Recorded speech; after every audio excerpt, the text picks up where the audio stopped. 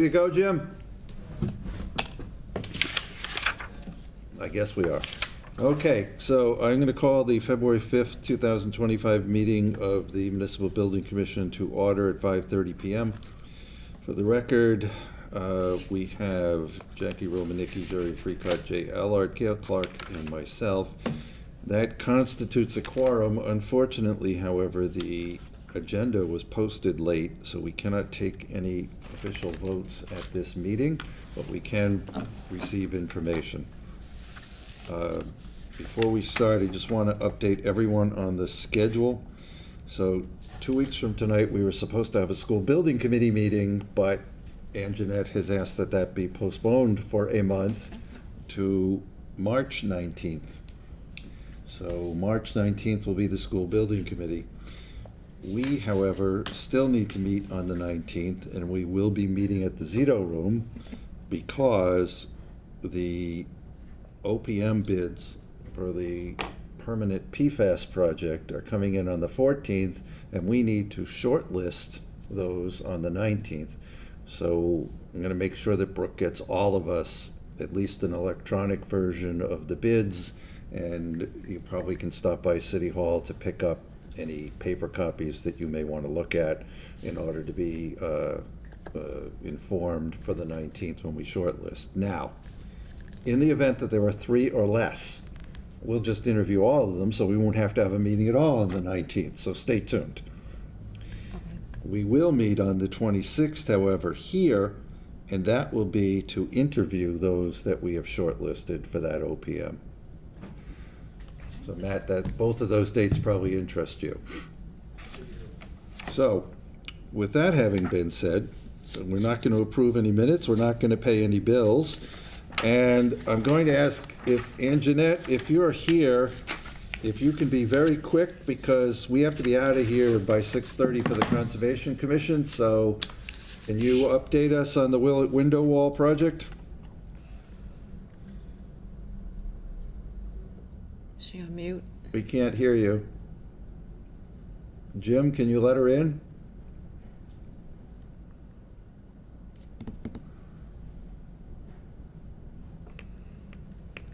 Oh, there she is.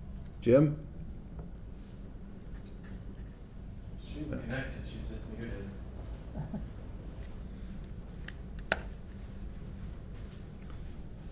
Technical difficulties, Anjanette. Let's see what we can do.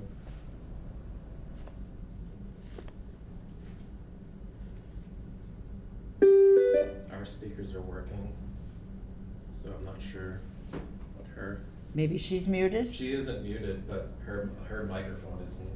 Your microphone is apparently working, Anjanette. So tell you what, while you try to figure that out, we will pass you. You lost your opportunity. And we're going to go to the library carpet project. I can see that we have Amy from the library. There she is. Oh, wait a minute. She figured it out. Anjanette, are you there? Yes, can you hear me? Yes, we can hear you now, so Okay. we'll give you a reprieve. Speak quickly. So I will make it very quick. We are 100% complete. All of the project documents have been submitted. All of the closeout documents have been submitted and approved by Socotec. It includes all of the warranty, the as-built information. The final invoice is listed on the agenda for both JJ Cardosi and Socotec. JJ Cardosi's invoice is for their remaining retainage, which is 5% of their contract value. Socotec's is the remainder of their design fee, which is $18.50. All of the construction control affidavits and documents have been submitted to Brooke along with this package. I made sure that Jason had the O&Ms and the as-built drawings as well for the facilities group. And as soon as the check is cut to pay Cardosi, I will complete the required DCAM evaluation and send it over to the city for their review and signature. And that's it. We're 100% complete. Thank you. because the meeting was not posted properly, we can't take a vote on those two bills tonight, but we will take care of those on the 19th of February. But I'm going to sign them so we can get them in the city's payment process, so when we ratify it on the 19th, we won't have lost 2 weeks. So that's what's gonna happen. So you can feel free to do your evaluation whenever Okay. you have the Sounds time. good. And also, I told everybody that the school building committee meetings pushed back by a month. You're frozen. I've lost all sound. Yeah, so in any event, thank you, and we'll move on to another I've project. lost all sound. Way by. Okay, bye-bye. Okay, moving on to the library. Thank All you. right, thank you. Okay, so I know that we have Amy from the library. Amy, do we have any of your board members with us, or is it just you? That's me. Okay, and we have Mark Zawatsky, our Construction owner's consultant. project representative, or whatever your official title is. And we also have from the LLB Architects, who's here with us? Brian, Angela, and Jessica, All three of you. Okay. of course. So as you may have heard, we cannot take any votes tonight, but we did get some direction from the mayor today. That's good And, news. excuse me? That's good news. Yes, so the mayor has agreed with the consensus of this group and the library director and board that it would be best to do this as a one-phase project rather than a five-phase project. And we had originally suggested doing the project from early September to early October, but my understanding from Amy and from the mayor is that actually the library's least busy time is December. And given that, the mayor's request is that we execute this project basically between Thanksgiving and Christmas. And that's the latest word that I saw this afternoon. I think, Mark, you saw the same thing, right? Yes. And Amy, you confirm that for us? Yes, absolutely. So we're doing our best to not inconvenience the public to the best extent possible. And this will also, I believe, make it safer for your staff and for the public to just basically give the building to the contractor for a month and let them do it. That means, however, that Mark and LLB, we're going to need to extend your contracts because I think they run out September 30th. So we're going to need a proposal from each of you as to what we need to do to extend your contract. If the work is to be finished basically by the first of the year, I'm thinking we probably want to extend your contract to, February. well, March 1st? Yes. I was going to say through February, yes. Yeah, that way, if we miss by a few weeks or not, but with the closeout and all the other things that have to happen, if we extend your contract. So if you guys can get your proposals to Brooke so that we can follow the process with the city of extending your contracts, that I think would be in order. So we discussed a number of other things at the last meeting, but the biggest thing was the budget. Yes. And so, Mark, do you Sure. want to Yeah, address that? Or? Certainly. I'd like to also just say that while we've been meeting the design team and the library staff and myself throughout the month of January, we took the feedback and we appreciate the expertise and that you bring to this and the feedback that we were provided at the 22nd.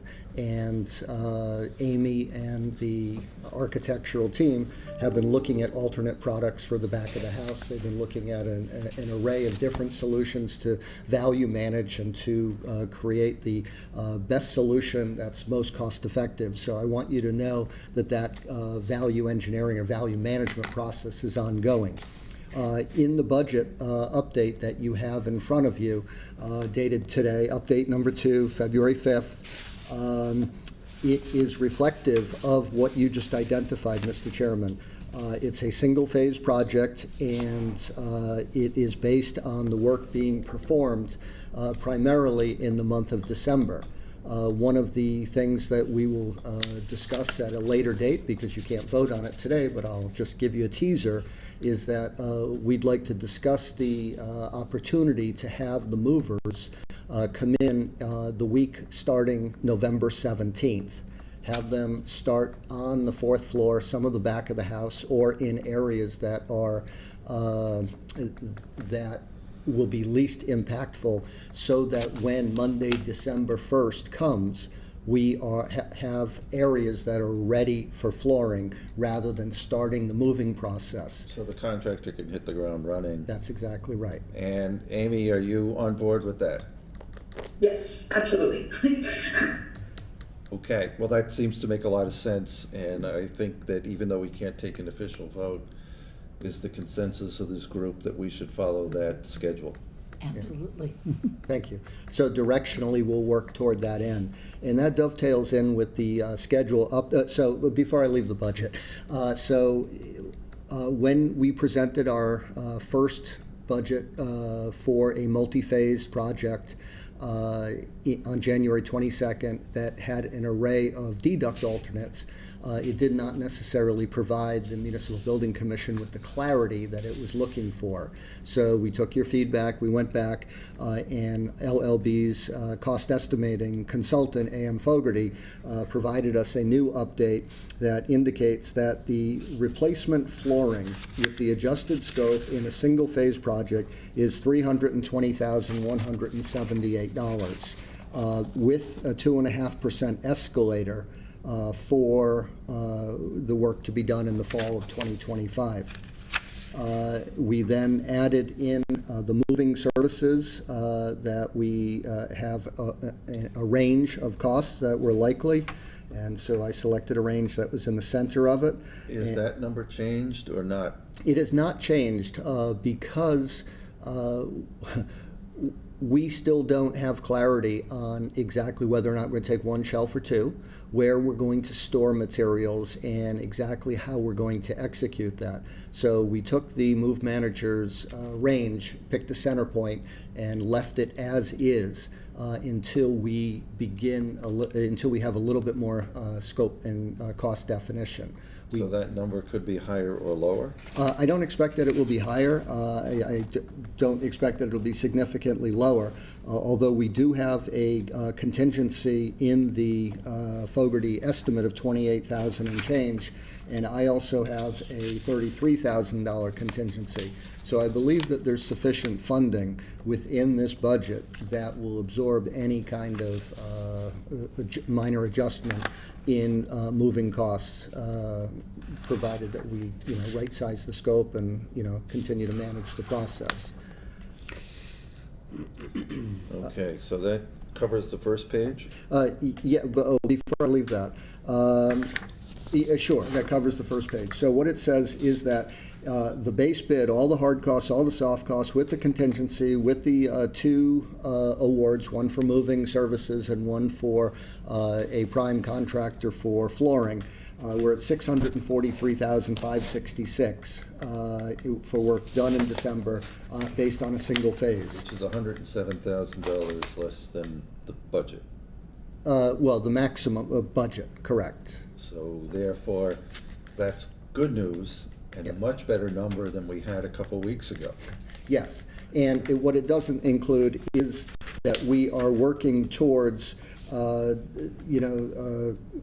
developing unit prices. And so we've got some placeholders in here for an amount of work like in the tile in the bathrooms. So we can modulate scope and we can address this via unit prices. So I think there's an opportunity to continue to tweak the scope to right-size the cost with the needs of the library.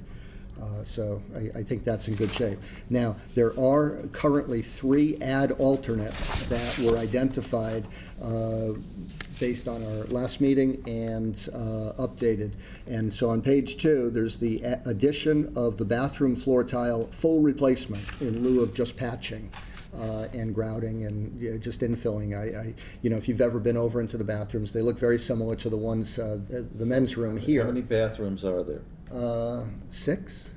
So one of the things I thought we had talked about last time was a mid-ground, which was, for instance, only fully replacing the ones on the first floor and then patching and fixing the ones that were more upstairs, figuring that the first floor is the one that the public uses and sees the most. So can we Yeah, we can right size look that. at that as well? Certainly. Angela, I'll work with you on that, and Brian as well, thank you. The second is the, Because we could have an add alternate just to replace fully the first two. Right. And then a second add alternate to replace the remaining ones, right? yes, we could do that. Okay. Amy, does that make sense to you? Oh, that makes perfect sense. Well, there's 8 bathrooms, Okay. 4 on the public, 4 on the first floor, and the others are either staff or fourth floor. Okay, so maybe we do it 4 and 4 then? Is that what you're saying? I think we want to finalize these, do a survey of all the bathrooms to see exactly how much work needs to be done. So it could be 2 and 6, it could be 4 and 4, it could be 6 and 2. Or We it need could to be know- less than 8 that need, Yeah, that we need need to know the that. treatment. Yes. Definitely less than 8. Okay. Okay, then the one you have listed here as the second one is putting the more expensive flooring on the 4th floor, right? That's correct. Brian, do you want to talk about Is there that? any reason at all why we would want to do that? I think Angela would be able to talk to it a little bit better than I would. She did touch on it when we met on the 22nd, but a more durable material consistent with all the rest of the replacement LVT in the library. From a maintenance perspective, you know what you're dealing with. When you're introducing another material, it's another material to take care of. I don't know if you have anything to add to that. Yeah, so we're talking about the VCT versus the LVT. VCT pricing we got back, it's about $1.55 to $1.75 a square foot. However, the LVT that we selected is about, if we went with the 2.5 millimeters, it's about $1 more. So from a maintenance standpoint, with VCT, you have to polish it, and you wouldn't have to do that with the LVT flooring. If we went with the 5 millimeter, it's about $4.50 a square foot versus the $2.50 for the 2 millimeter. So if we have the money, what you're saying is that the library maintenance staff will be much pleased with us if we are able to afford. And I can understand that having 2 different kinds of flooring and having 2 different ways of cleaning it makes life more complicated. Right. So We'll look at more closely at that, because where this VCT is located is where the old mechanical units are in that back of house area, Yeah. where the floor has to be leveled and we need to do some other repair work. And it's used by friends of the library and others. So I'm not quite sure how often that flooring would actually get cleaned or be able to be, because everything is stacked on the floor in cases and in different boxes. So unless there was going to be some shelving or some other way of managing that space that was different than today, we'll look at that. I like the idea of leaving it as an alternate. I like the more durable product if the city is interested and can afford it, only because if you put a box or if you have abrasions on it, you want it to be a thicker, more durable material. So the thin material, I don't know. over the course of Yeah. time, over the course of time, our preference has usually been to spend a little bit more money and take the longer lasting and easier to maintain material. Was it, Amy, were you gonna say something, or? This is a big learning process for me, so I'm listening. Oh, okay.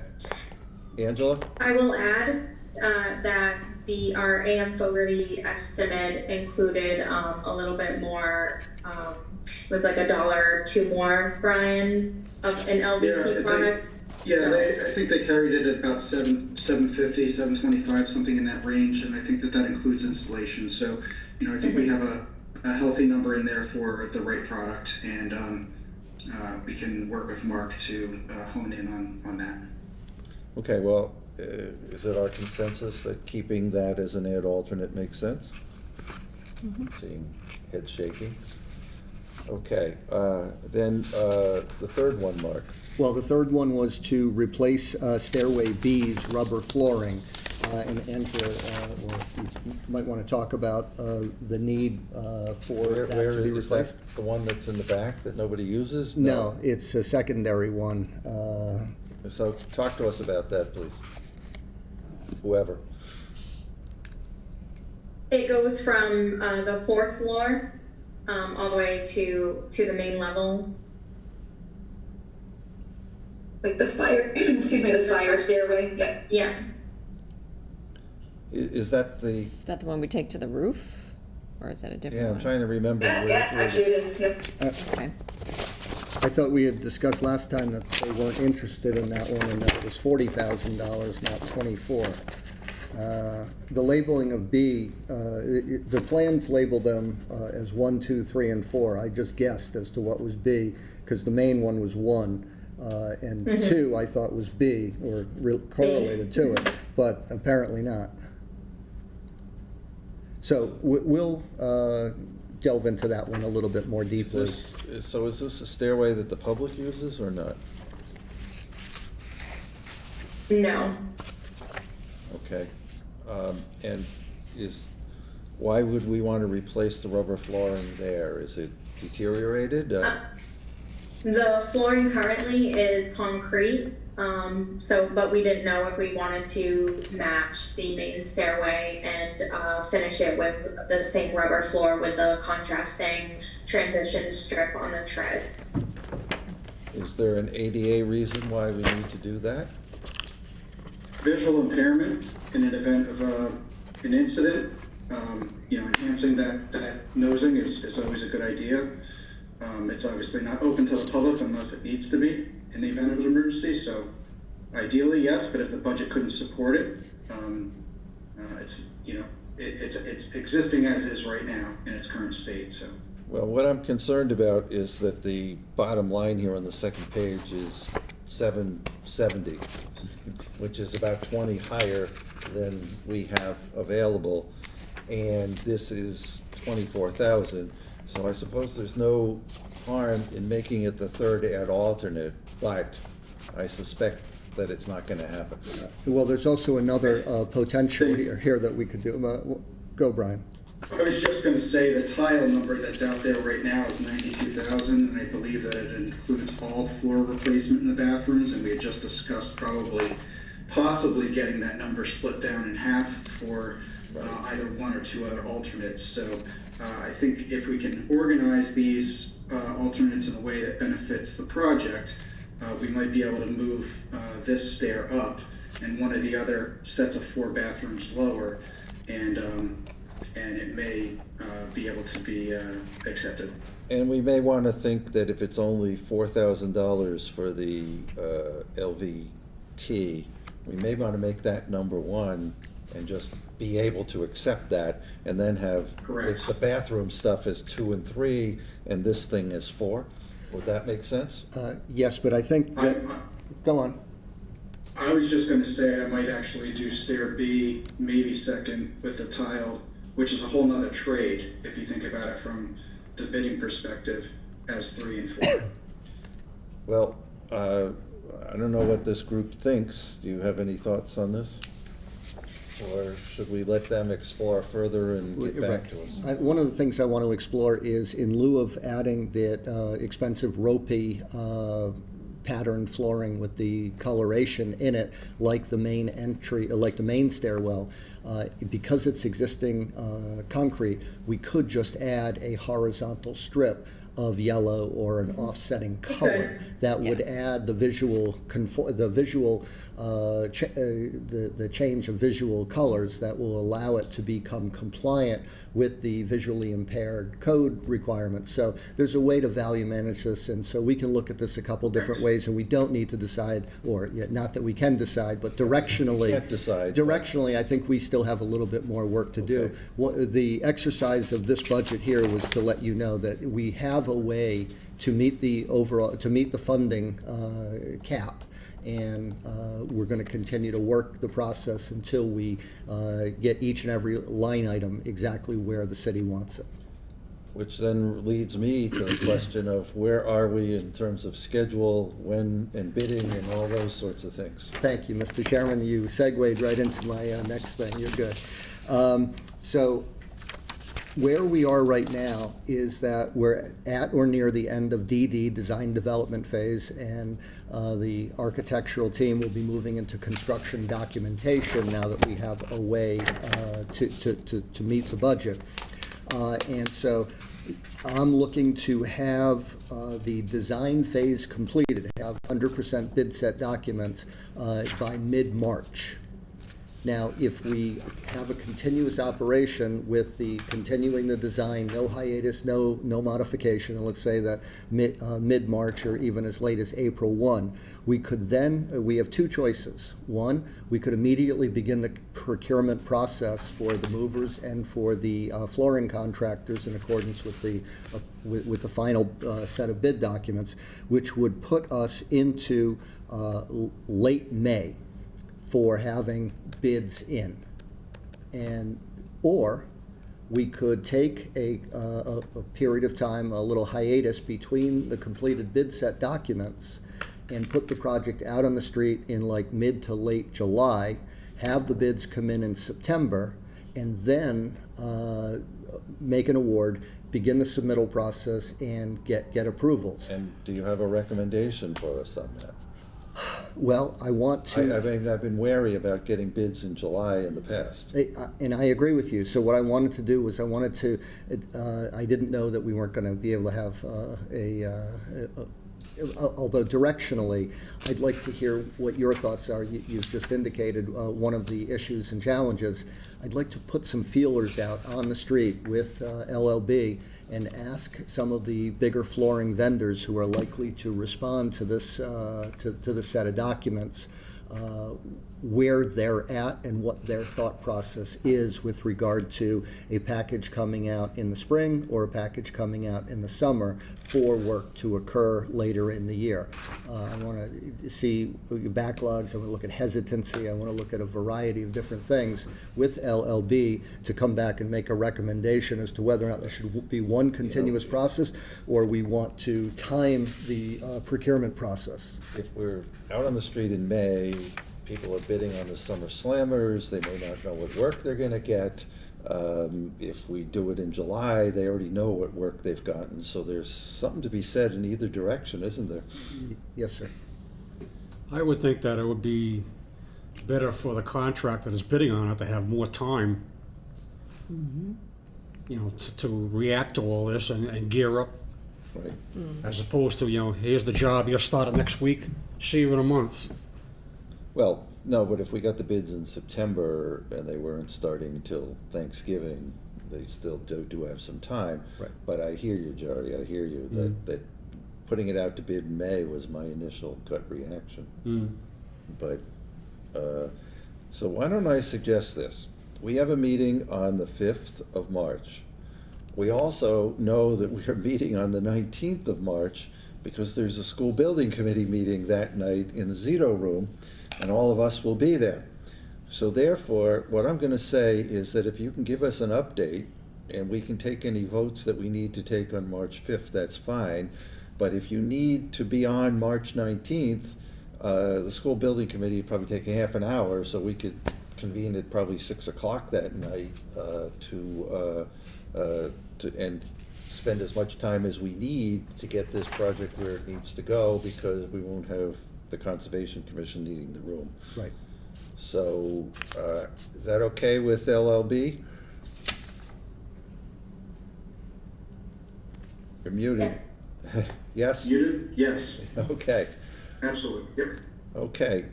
Anything else you need to discuss with us? Brian, do you have anything, or Angela, do you have anything else you wanted to mention? I don't believe I so. Angela, you did do a layout at the request of the committee for the upstairs mosaic. The second tile. floor, yeah. I don't know if you want to share that briefly, if we have time. Oh, yeah, that was an interesting question as to whether we could expose more of that.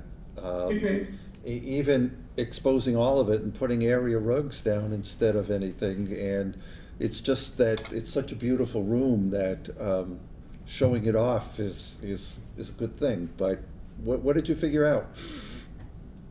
Yes, so I can share the exercise that I did.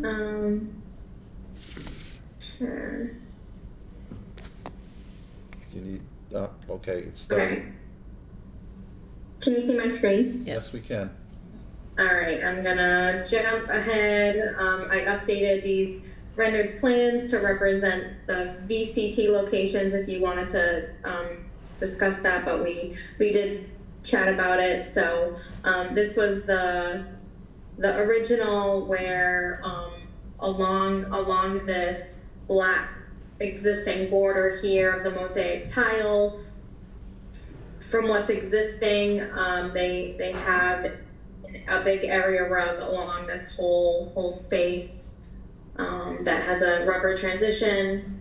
Ideally, we'd like to do this again with the same general carpet tiles we're putting in throughout the library. So the exercise that we did per your request, option 2 exposes more of that border around the library, but keeps certain alignments at the stacks and at the center for both spaces. This allows all the chairs and tables to be on the carpeting. This scheme also still uses the same carpeting as getting Just if you getting can accustomed. orient us, is option 2 the lower left here? Because, Option 2, yes, is the lower left. It's labeled. Yeah. okay. And so that just exposes more of the border, is that what you're saying? Yeah, it exposes more of the tile, but just creates like a bigger overall border within both of the north and south spaces. Okay. And then there's another option? Yeah, option 3 to the right is more of that area rug down the center. I think the request was for an oriental type rug. I don't, from a commercial standpoint, of course we would want to go with something commercially rated. Although the warranty for these types of rugs are about 5 years typically, so they're definitely not as durable as a carpet tile. So I did a quick pros and cons list for both of these schemes. The only pro I could come up with was that, yes, it exposes more of the beautiful mosaic flooring. There was discussion about how this used to be the main entrance, and so there was getting a lot of traffic, so exposing it more would be visually beneficial. However, Amy addressed that that's not the case. This isn't it's no longer a main entrance, and it's more of a secondary space for the library. It doesn't get a lot of foot traffic. And the big concern was noise levels, and that's why so much carpeting was put in these spaces. As the center, being more decorative along the center here, is fully exposed, but there's really no special like medallion or anything in the center to reveal. It's just that white mosaic tile. So that was the pro that I had, and then there's a few lists of some cons. I discussed the noise level, the layout. There was no good good consistency, especially in the option 3. Having chairs exposed to the tile would create a lot of noise levels. Sizing, you know, you have different sizes here. From a customization, it just doesn't make sense to find an Oriental rug. I found this more vintage, distressed vintage one that was a running line, because to get a custom one, you have to have certain minimums. Even coloring, like if you wanted to switch out colors to match more of the mosaic flooring so it coordinates nicely, we wouldn't be able to do that because we don't have enough that's getting purchased. So if I can just interrupt you, thank you for doing this. Amy, what's your thought on this?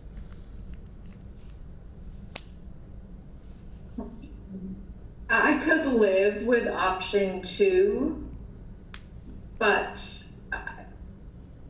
I think that having the tile exposed in the main center area of the second floor is important, but on those side areas, like the one room where the large print room is that's seniors and their caretakers browsing in that area. So I want a big rug. So, you know, when they walk through the door, there's a transition. They know that there's a transition and they're not going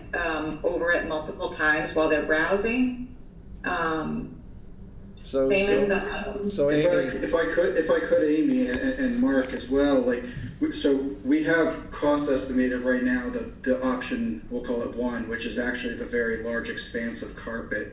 You know, we have time to mull this over, and knowing where the budget lands, if we reduce the area of carpet as we move along, the costs should go down. I think we don't necessarily have to make this decision right now.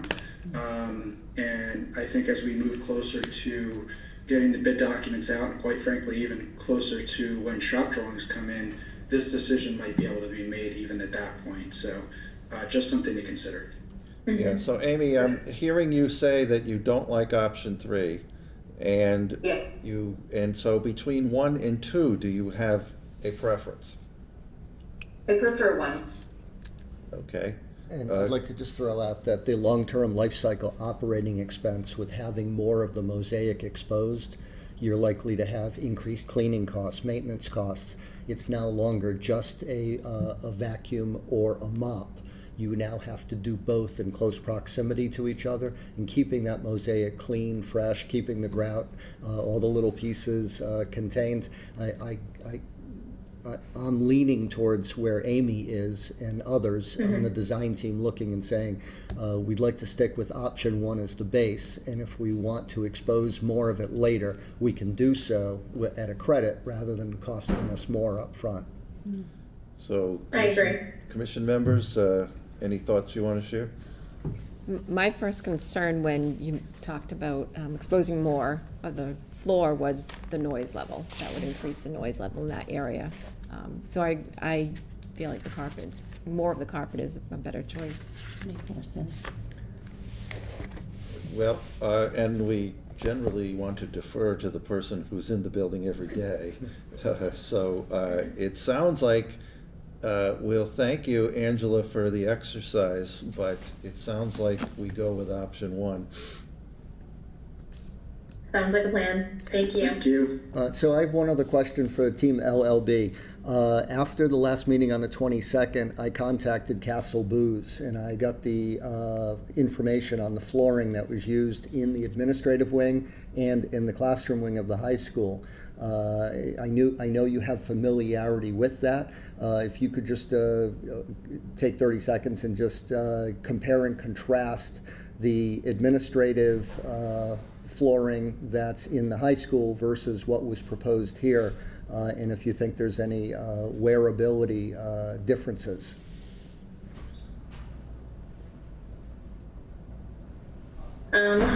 Mark, you stumped me a little bit. I wasn't prepared for that one.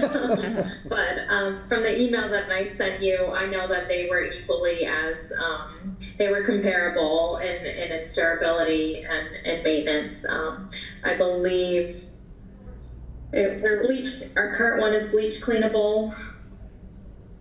I would just say that if we're talking about the kinetics, though, that is like a completely different animal than This was standard carpet tile. This was not the kinetics. The kinetics was one of the two products that was in the classroom wing. The administrative wing was not kinetics. So what Angela said was that the two products are very, very comparable in terms of durability. We just wanted to make sure, because we had familiarity with that we were getting something similar. Yeah. And I think the answer to that is yes, right? Correct, yeah. Sorry, Okay. Angela, I won't do it again. I won't stop you again. No, it's okay. I just didn't have those notes right in front of me, but I know that we confirmed it. Okay, well, an important part of the process that we go through is to make sure that we've considered all the alternatives and that we know that we're getting a quality product, and you're continuing to do the right thing. So, and again, just, the ideas of exposing more of the beautiful floor. If it doesn't work, it doesn't work. Function has to be more important than form, right? I look at it as a balance between initial cost and long-term life cycle operating and replacement costs. So yeah, form, function, and that it all matters, and we're going to get there. So thank you. Since we only have a few more minutes and we got to do the water, I'm done. So are we finished with this project for the evening? Okay, then thank you, and thank you for those who were remote, and thank you, Mark, for being here. My pleasure. And you know what our schedule is. Yes, sir. Thank you. Okay. Thank you. Thank you. Talk to you Good soon. night. Thanks, everyone. Matt, Can you stay so I can talk to you after this? Can we talk tomorrow? we have 18 minutes. I'll be brief. Good evening, members of the Municipal Building Commission. I think we'll keep with kind of the same setup we had the last time around. I'll speak to Pawtucket Yep, interconnection, and I'll touch just a little bit on the Wading River temporary, and then Matt Barry from Tater and Howard can take it from there. okay. Not great news on Pawtucket. Unfortunately, timelines are getting pushed back, which is frustrating on my end, just because I don't enjoy going in front of city council or coming before the building commission and kind of laying out a timeline and then having things pushed back, especially when there's so many moving parts. So, and with a project that has this much urgency on it and has had this much urgency on it for a while. That being said, It's only 6 or 8 years. yeah. Yeah, I was gonna say, years. So the parts that still need to be addressed are much of the same parts. The flow meter being moved, the chlorine emergency connection, as far as the chlorine injection quill and the flow meter, with the flow meter saddle being delivered on Tuesday. So as of Friday, it was a 3-week pushback now because of the delivery of those items. It's been pushed back about a month. So we're looking at the first week of March.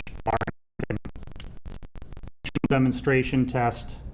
We would be looking at site acceptance and then the final punch list items. The water department has a Zoom meeting scheduled with DEP on Friday to fully line up what we need to do on our end as far as the final inspection, and the O&M manuals have been sent. So that stuff is all worked out. That's part of the frustrating part, is that it's all the same stuff. And unfortunately, like I said, I don't like giving a timeline and saying, this is when we look to go to the system and having signboards up and then having to go back on that. But unfortunately, with something with this many moving parts and this many hands in the project. We're used to complex projects, so Right. we understand. So that being said, that's kind of where things stand. Okay. Beginning of March on that. And I'll just speak to some of the things with the Wading River temporary, and then Matt can take it from there. But essentially, we're looking at all our options with the consultant being brought aboard, the water department, and with our current water level situation, we want to look at all options available to us as far as we've spoken in the past to once we load the PFAS resin in the slurry, the system needs to go into process from there, and there's no turning back, meaning we're losing the 500. We lose 500,000 gallons. 500,000 day. gallons, which all this Capacity. kind of coincides with us stopping the hydrant to hydrant connection with Mansfield as well. So as I mentioned before, a lot of moving parts. So we want to see, and what contributes to us possibly wanting to see our other options are the PFAS levels are down right now. We're at a 10. We just got numbers back. We're at a 10 parts per trillion. We had been as high as 19.9. And 20 is the number? 20 is the number.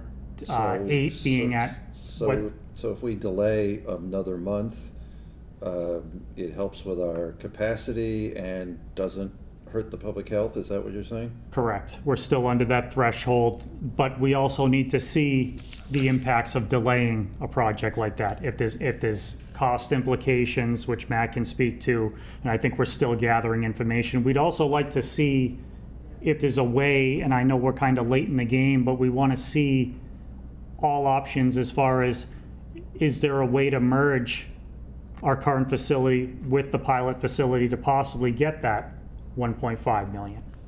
So I think with the consultant on board, we just want to see all our options before we take that kind of reduction in flow, especially with our current situation and what the cost implications of not having that media loaded right away would be. We understand. We don't make those kind of policy decisions.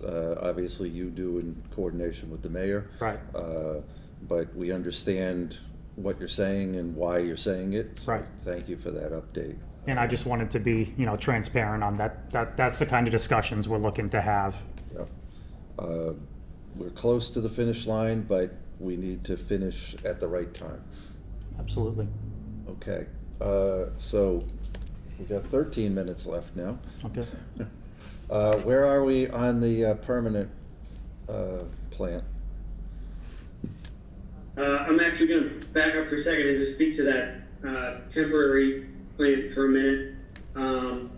Matt, we got some information from BISCO late this afternoon where really their initial upfront monthly cost for bonds, storage, and general liability to essentially pause installation of the media at the temporary facility is $3,500 a month.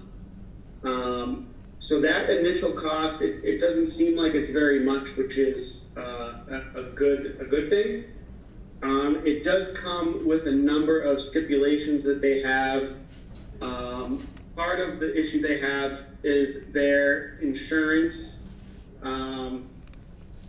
vendor, I guess you would say, will not provide full insurance essentially on a building that is complete yet empty and unoccupied. So part of that stipulation would be that we would essentially issue or have to issue substantial completion, which would essentially mean that the city would take ownership of the building, but media installation would essentially be a punch list item.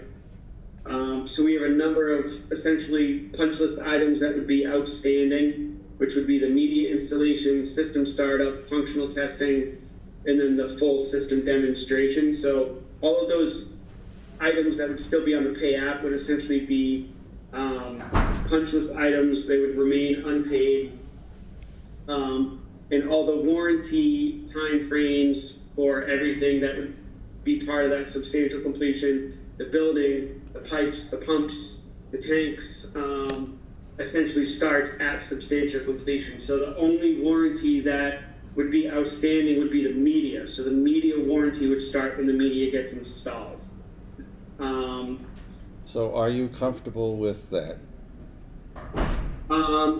because the building's installed, the building's been protecting the equipment for over 6 months now. The heaters are proven to work, the piping, the tanks, all of that has been pressure tested. It's already been partially tested with the booster pumps. I believe we would issue a recommendation to move to substantial completion and also reduce that portion of the retainage that's associated with that work. It's all complete, it's all functional. There's no reason why the owner can't take, you being the city as the owner, taking ownership of that. So everything that Bisco's done to date has been a great job. And they're definitely willing to work with us on this. It's a curveball.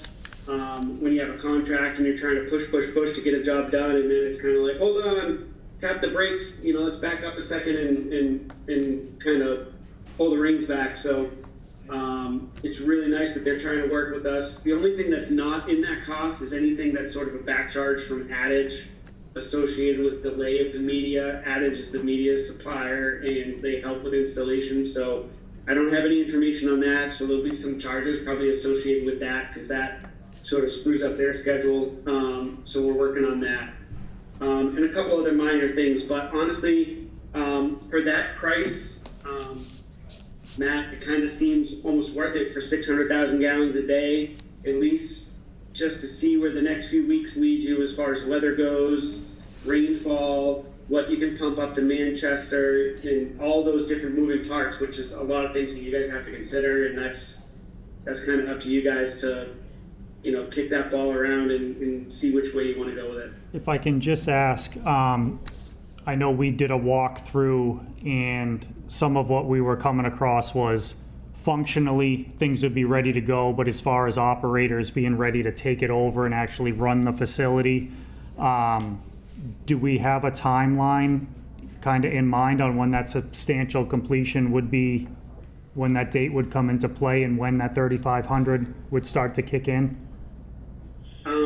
I would say probably by the end of the month. And we can probably do some sort of almost initial startup where we can get some of your operators at least sort of on board with, some of the stuff we talked about, like changing out the bag filters and just learning about some of that equipment. So kind of get some of that initial startup sort of under the belt. And then we're kind of just sort of on pause until we decide to pull the trigger on the media, actually get the media installed, and then proceed to actual full system demonstration. So are you comfortable with that, Matt? I think it's the number is actually lower than I would have, I don't want to say lower than I would have expected, but I think it definitely gives us something to think about for sure. So when we're talking about that kind of volume, I think it's definitely something we want to review and see also what Adage has to say about this as far as, because there could be additional stuff based on the delay of loading the media. So Then if substantial completion is going to occur, you're going to need to alert whoever in the administration takes care of adding to insurances and those sorts of things. Right. So we'll have to take care of that. I just want to make sure that timeline. We are time pressured here. Okay. But thank you for is there anything else on that project? No, Matt, you and I can talk about that offline a little bit more this week. Okay. As far as the permanent project, the permanent treatment plant design goes, we are still working with SRF to get approval to bid. We have made some progress with the state in that regard. They are working with us as far as a plan and spec review, and also moving towards some of the nuances as far as like the OPM portion of it, and a few other minor things that we're trying to get to at least an approval to advertise, hoping to have that in hand by the 13th. So that we can be out to bid on the street for documents available on the 19th. So that's our current schedule right now. Is that the 19th of February? Correct, the 19th of February. And so we had scheduled potentially a meeting of March 19th of this group. Will we have the bids in by then or will we not? If we're looking at February 19th and then 1, 2, 3, 4 weeks for subs, general bids would be due on April 2nd. Okay. So I kind of wanted to chime in at the very beginning of the meeting about your schedule, but I figured I'd wait until my turn. I think that meeting that special meeting we scheduled can be postponed at this point. Right, well, we have to have a school building committee meeting that night anyway, but we can, well, I'll make sure everybody here knows that we won't have a double header that night. That's the And that the 19th. bidding will be pushed back a little bit. I know that the mayor sent down to the city council last night the request to increase the bond to 50 million. And for those who haven't heard the reason, if you remember from our last meeting, we found out that the state revolving fund is using federal funds in order to pay for the PFAS projects, which means that we are now subject to Buy American, Build American, and the BABA requirements are not going to be waivable. I know the mayor had several meetings with the Congress people's staff, and there is no possible waiver of those things. So therefore, knowing the fact that your last cost estimate was a few million over to begin with, and knowing that this could increase cost by as much as 25%, the mayor's financial team decided was that if we waited to get the bids in and then started the process of amending the bond issue to what it needed to be, that we probably would miss being able to award the contract on time. And then if you have to rebid it, you know the bids always go up. That's always a disaster. So the bottom line here is that we are going to have a public hearing on March 4th with the city council, asking them to increase the bonding to 50. And then once the bids come in, they, without being rushed, can reduce it to whatever the bid is. What we don't want to do is get bids in at 46 and we only increased it to 45. So we built a couple of million extra in there in order to cover that. So that's my understanding anyway of what's happening now on the funding for this project.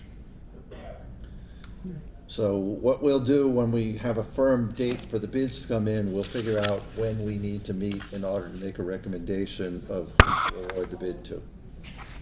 Is there anything else we need to do in the remaining 3 minutes that we have? I think that's all we have. Okay, good. Just wanted to check. I'm glad that things are progressing along. We appreciate the information you've given us, Matt, and the update on these projects. And we understand that you have to balance providing the water with the PFAS, but the good news is that the levels are low right now, so that makes it a little easier to. For the time being. Yeah, for the time being. So Just to double check, that was the 19th, the meeting on the 19th is getting scratched?